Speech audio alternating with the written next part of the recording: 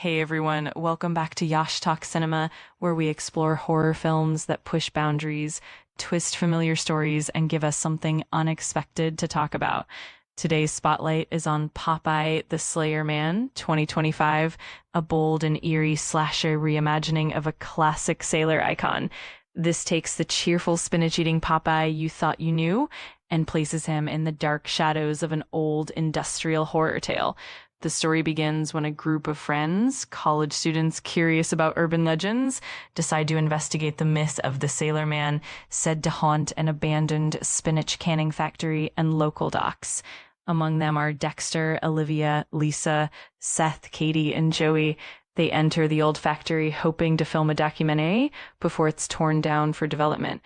As they explore the decaying halls, peeling paint, rusted pipes, and long shadows play tricks on their senses. The legend of Sailor Man seems like just a scary story until it becomes terrifyingly real. Early on, two drug dealers running through the premises try to escape and instead face the terrifying wrath of a hulking, supernaturally strong being. From that moment, the tone shifts, curiosity turns into dread.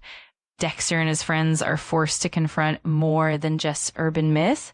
As bodies begin to pile up, they uncover clues, old newspaper clippings, hidden rooms, and signs of contamination tied to the factory.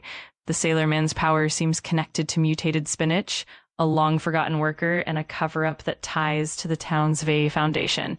There are moments of tense isolation, footsteps echoing through empty corridors, forced flickering lights, close-ups that reveal too much, but not everything.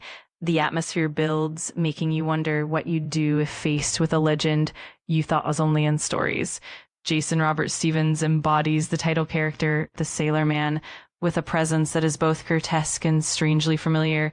His costume, the transformations, and the horror-twisted design turn an icon into something nightmarish.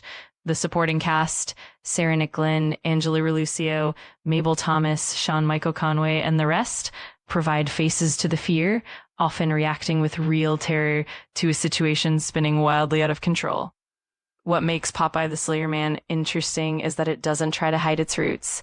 The film leans into nostalgia, but it also flips it, turning something wholesome into something horrific, asking questions about what legends become when people stop respecting their origins.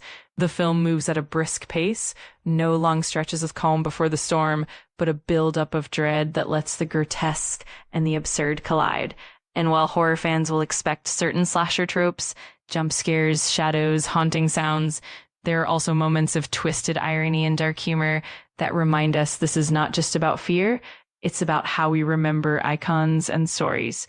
If you enjoy horror that takes something you thought you knew and remakes it into something you didn't see coming, if you're drawn to atmosphere, odd legends, and a tension between the familiar and the monstrous, Popeye the Slayer Man is a film that demands to be seen and discussed.